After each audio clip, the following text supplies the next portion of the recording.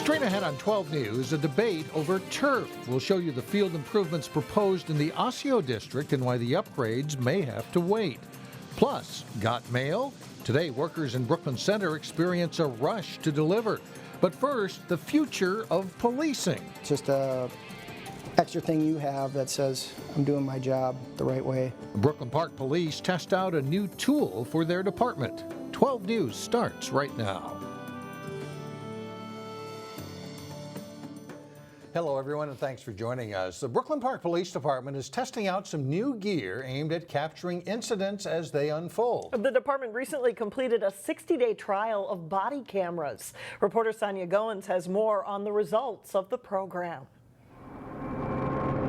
Police can already record incidents on dash cam.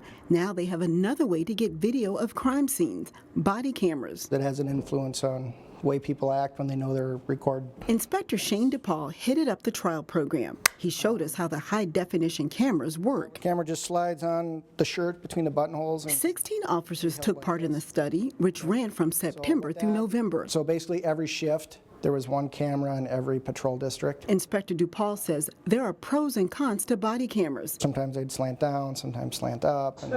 He says the camera viewpoint is limited. This is body camera footage. This reenactment shows video from one body camera. Video, it's from the chest up. It doesn't capture down. What are you up to here today? Just hanging around here. Just hanging around here? Why are you harassing me? Oh, we got a call. We need to... Gun!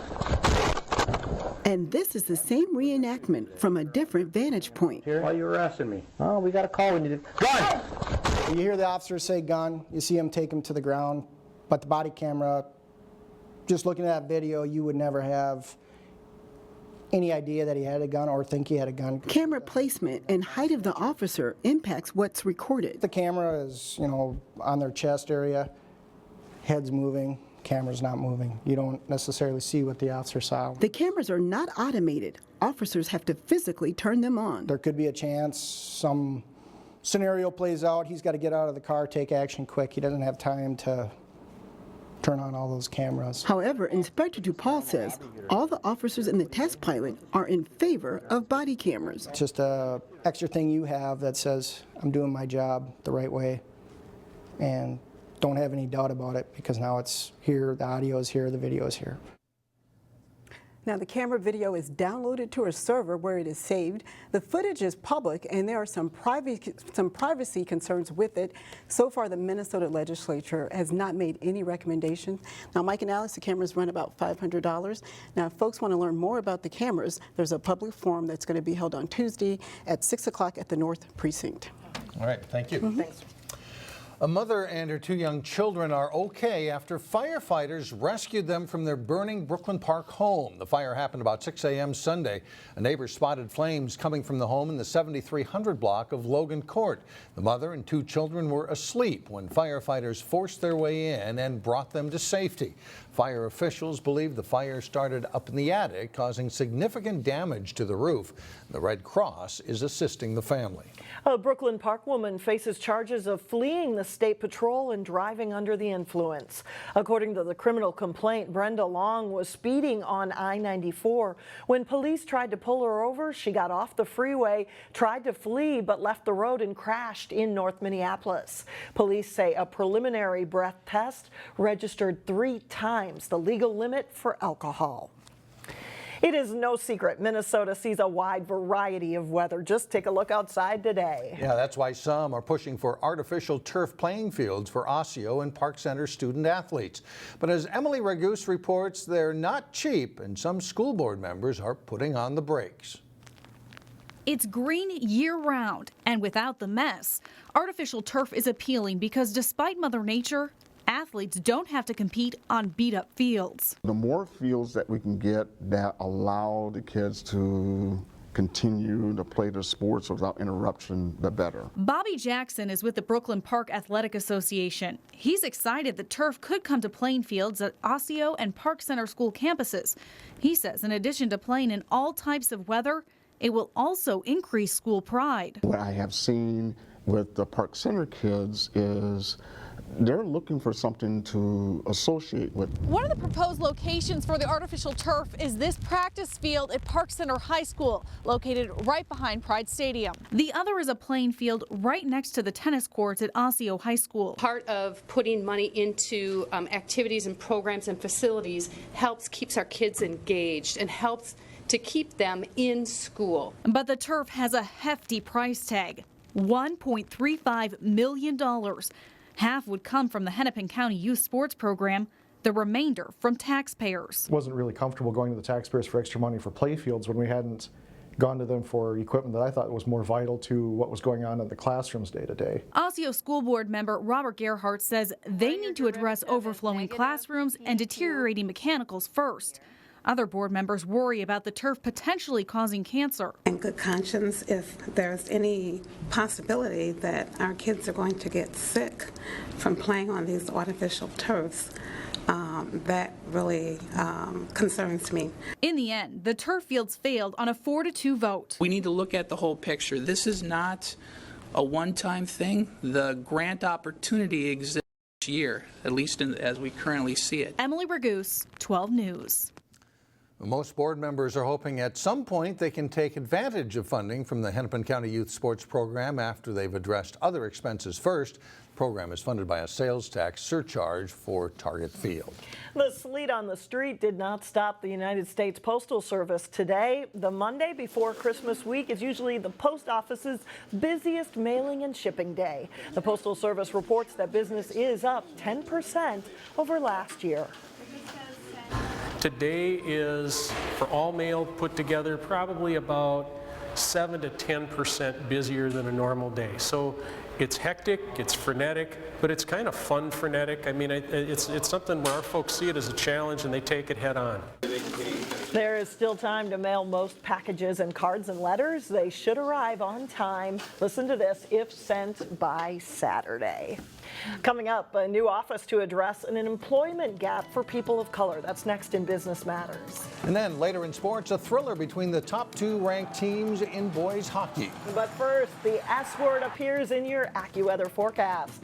Light snow is possible late Tuesday night.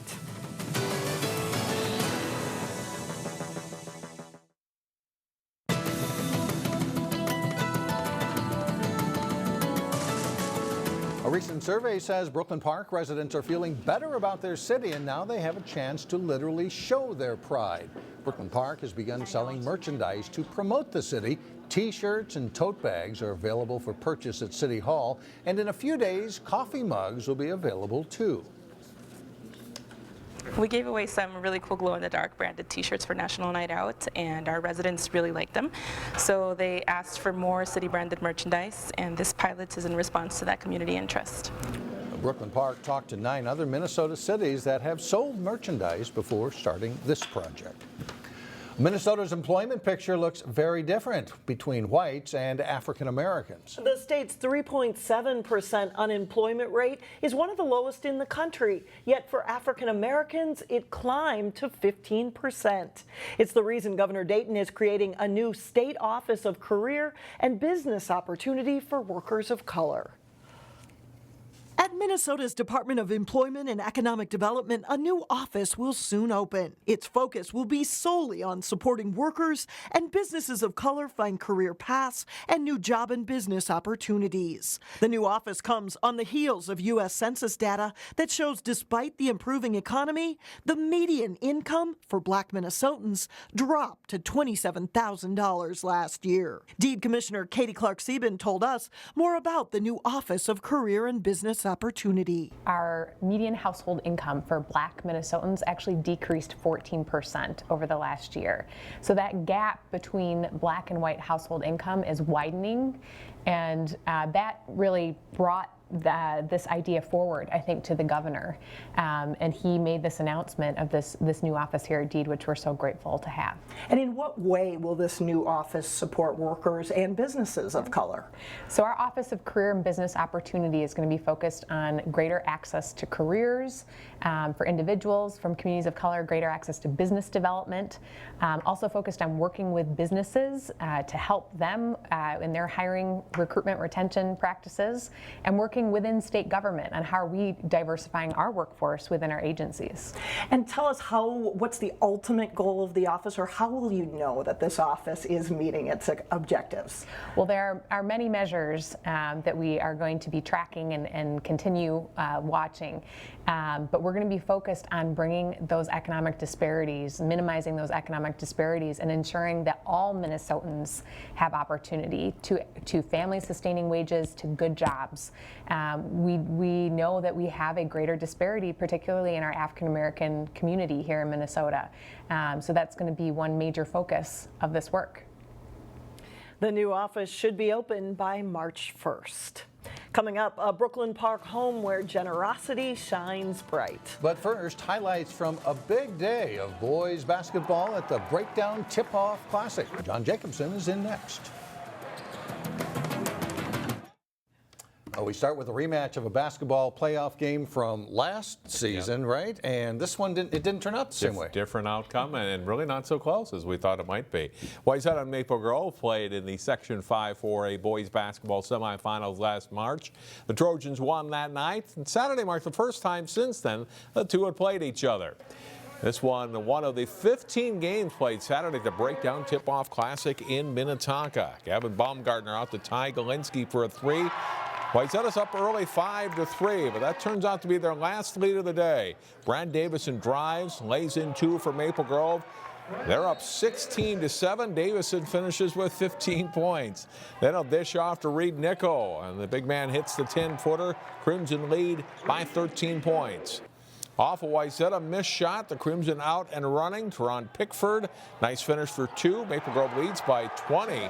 On a long afternoon for the Trojans. Second half, Davison, good feed and a bounce pass to Teron Pickford for two of his game-high 25 points. Jack Sawada was the top scorer for Wayzata. He netted 15 points in the game, but it is Maple Grove's day. Nico at both ends of the floor here. Watch him on defense. Gets up for the block. That leads to a break for the Crimson. He'll finish with a dunk at the other end. Maple Grove wins 70-47. The Crimson are now 4-0 on the season. Also at the Breakdown, Champlin Park taking on De La Salle. Rebels' Chris Davis gets a second chance here off its own miss, scoring, and puts his team up 15-12. De La Salle, though, the better team much of the first half. Gabe Kalsher taking it here for two of his 30 points. De La Salle up by 2 at this point. Will Irvin will pull up in the lane, hits 2 more for the Islanders. De La Salle leads Champlin Park by 4 at the half. Second half, and the Rebels will make a comeback. Brian Smith with a 3 for Champlin Park. Pulls them to win 1 at 46-45. McKinley Wright had a big second half. He'll go right through the defense here for 2. Champlin Park in the lead by 7. Junior Theo John puts the ball on the floor, drives, scores, and is fouled. He scored 22 points in the game for the Rebels. And then Wright with a great move to free himself up for an 18-footer. For 2 more, he had 26 points in the game. Champlin Park is now 4-0. They win 75-68. Also at the Breakdown, great game. Number 2 Hopkins knocks off number 1 Apple Valley 89-81. 5 Hopkins players scored in double figures in that win. Osseo stays unbeaten with a 56-52 win over Eden Prairie. Alan Anderson 13 points, Cameron Betty and John Bezdacek 12 each for the Orioles. And also Benilde-St. Margaret beat Casson Manorville 74-60. Eli Cave had 24 points to lead the Red Knights. The top 2 teams in the state Class AA boys hockey poll went head-to-head Friday, and the game lived up to advanced billing. Second-ranked Benilde-St. Margaret hosting number 1 Eden Prairie. Benilde Zach Risto forces a turnover and sets up Augie Moore for a backhander and a goal. It's 1-0 Red Knights after a period. Second period, Connor Mayer takes the hit. Benilde gets the shot on net. Rebound comes to Nick Austin, and he scores, and they add another to lead 3-0. But Eden Prairie comes back. Kicking Liverman's shot hits traffic. Nolan Sullivan stopped once and then lift the backhander in there for the goal. That made it 3-2, and they would tie it later in the period. Watch this one. Moore spins and feeds it to Risto. Hits the goalie pads. Cade Gleekle there knocks it in. 4-3 Benilde. Eden Prairie answers with 2 in a row. Lieberman's point shot kicked out, but Sullivan with the rebound goal. Eagles lead 5-4. Benilde ties it on a great effort. Moore steals the puck and goes in on a shorthanded breakaway, tucks it home. It's a 5-5 game, and we are headed to overtime. On a power play in OT, Risto works the give and go and snaps the shot in. That is the game winner. The Red Knights topple #1 Eden Prairie 6-5. And Mike announced they are now 7-0 on the season. It was a great atmosphere. Great win. Yeah. All right, thanks, John. We'll be right back.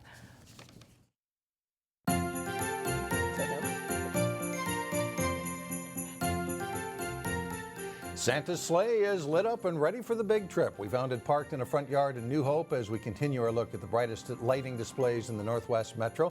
This one is in the 4600 block of Independence Avenue and will feature holiday lights now through Christmas. And if there's one in your neighborhood, an outstanding display, send an email to us. That's news@12.tv. Well, finally, a living room guaranteed to make a children's Christmas. That's right. For the 30th year, a Brooklyn Park realtor has collected presents to give to Toys for Tots. Photojournalist Dustin Scholl was there to see some of Santa's helpers in action. I came to the first Toys for Tots party 30 years ago. I look forward to this every year. It's a nice day and it makes you feel good during the holidays that you can be doing something for someone else at the same time. Put that one on the pile. Put it up there. I'm just happy that we're able to have the people come and that we gather gifts for the Toys for Tots, which is, that's the main goal. What do we got here? There's some more stuff. Can we put that one right there? It's about the holidays, about caring for each other and let kids be kids. Let them enjoy this day. And that's really what this is all about in our eyes. This is my favorite day of the year. All I get to do is hang out with people and eat and see all these toys get added to the pile. And I've never seen the toys this high, especially this early. They're about to tumble over. Every year just seems to be a little bit more than the year before. Thank you very much.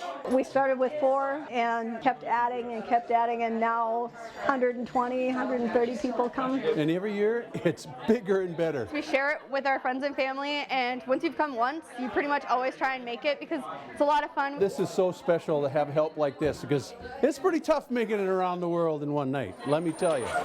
No kid should have Christmas where they don't get anything, so this way they get at least a little something. Back here we have a mountain bike, we have another bike right here. Somebody stopped by with 2 iPads, 2 computers. It's not only the giving, which is tremendous and what the day is about, but at the same time sharing with others and having some holiday cheer, basically. It probably wasn't until probably about year 10 that we realized that we really had something kind of special going on here. There's a lot of really great things happening for these kids. Last year, the group collected 599 toys. This year, they expect to top that 600 mark. Quite an effort over there. Unbelievable. That is so cool.